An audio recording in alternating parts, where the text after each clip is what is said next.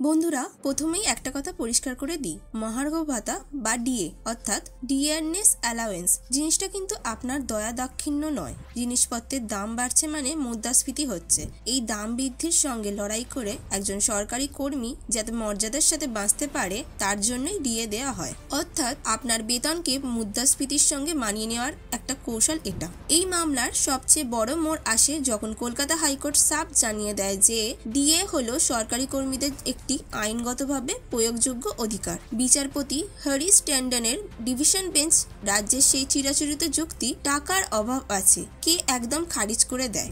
আদালত সরাসরি বলে ন্যায্য ডিএ না দিলে কর্মীদের মনোবল ভেঙে যেতে পারে, যা স্বাভাবিকভাবেই সরকারের কাজকর্মে সমস্যা তৈরি করবে।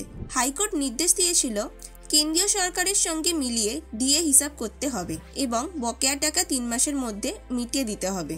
কলকাতা হাইকোর্টের এই রায় ছিল কর্মীদের জন্য বিরাট এক জয়, কিন্তু রাজ্য সরকার সহজে হার মানতে রাজি ছিল না।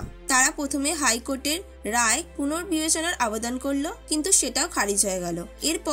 এরপরই 2022 সালের নভেম্বরে রাজ্য সরকার হাইকোর্টের এই নির্দেশকে চ্যালেঞ্জ জানিয়ে দেশের সর্বোচ্চ আদালত অর্থাৎ সুপ্রিম কোর্টের দ্বারস্থ হয়। সুপ্রিম কোর্টে মামলাটা যখন উঠল তখন রাজ্য সরকার একটা শক্ত সওয়াল করার চেষ্টা করলো। তারা বলল যে ডিএ কোনো সাংবিধানিক মৌলিক অধিকার নয়। এর জবাবে কর্মী সংগঠনগুলো একটা পাল্টা প্রশ্ন ছুড়ে দিল, ঠিক আছে মানছি মৌলিক অধিকার নয়, কিন্তু যদি তাই হয় তাহলে কেন রাজ্যের কর্মীরা কেন্দ্রীয় সরকারের কর্মীদের থেকে এত পিছিয়ে থাকবে? কেন্দ্রীয় কর্মীরা যেখানে ডিএ পান 55%, সেখানে রাজ্যের কর্মীরা এখন পাচ্ছেন মাত্র 18%। নতুন 4% বৃদ্ধির পর, অর্থাৎ আপনার বন্ধুর তুলনায় আপনার পকেটে 37% কম টাকা আসছে। এই বিশাল অর্থনৈতিক বৈষম্যই হলো এই মামলার মূল কেন্দ্রবিন্দু। এই আইনি লড়াইয়ের মাঝেই একটা খুব গুরুত্বপূর্ণ ঘটনা ঘটেছিল।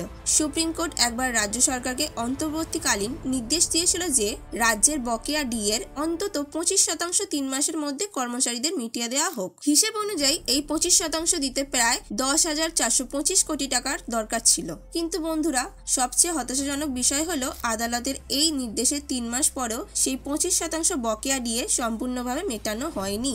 এর প্রতিবাদে কর্মচারীদের রাস্তায় নামতে হয়েছিল। সুপ্রিম কোর্টের নির্দেশ পাওয়ার পরেও সেই টাকা মেটাতে না পারাটা রাজ্যের আর্থিক সক্ষমতা এবং আদালতের প্রতি তাদের দায়বদ্ধতা নিয়ে বড় প্রশ্ন তুলেছে। এই বিষয়টা কিন্তু চূড়ান্ত রায়ের ক্ষেত্রে আদালতকে কর্মচারীদের পক্ষে রায় দিতে আরও উৎসাহিত করতে পারে। দীর্ঘ প্রতীক্ষার অবসান ঘটিয়ে ডিএ মামলার শুনানি গত 8 সেপ্টেম্বরই শেষ হয়েছে। এখন সবাই অপেক্ষায় আছেন চূড়ান্ত রায়ের দিনটার জন্য।